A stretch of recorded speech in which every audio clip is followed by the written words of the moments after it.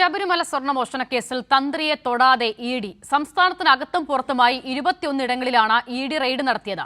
പ്രതികളുടെയെല്ലാം വീട്ടിൽ പരിശോധന നടത്തിയപ്പോൾ തന്ത്രി കണ്ഠരര് രാജീവരുടെ വീടിനെ പരിശോധനയിൽ നിന്നും ഇഡി ഒഴിവാക്കി.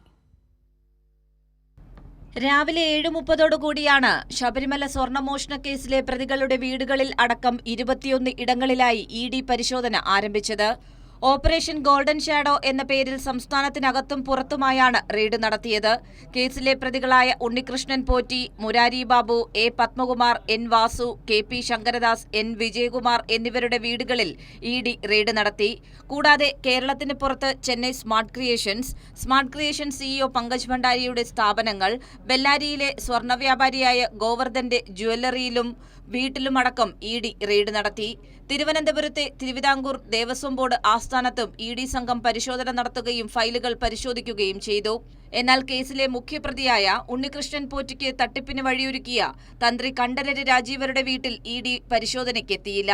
ശബരിമല കേസിലും ഇഡിയുടെ കടന്നുവരവ് രാഷ്ട്രീയപരമാണ് എന്ന വിമർശനമാണ് ഇതിലൂടെ ഉയരുന്നത്.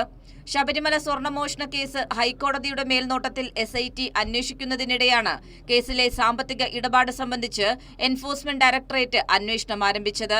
പ്രതികളുടെ ആസ്തികൾ, ബാങ്ക് അക്കൗണ്ട് വിവരങ്ങൾ എന്നിവയാണ് പ്രധാനമായും ഇഡി പരിശോധിക്കുന്നത്. ഇഡിയുടെ കൊച്ചി, കോഴിക്കോട്, ബംഗളൂരു യൂണിറ്റുകളാണ് പരിശോധന നടത്തിയത്.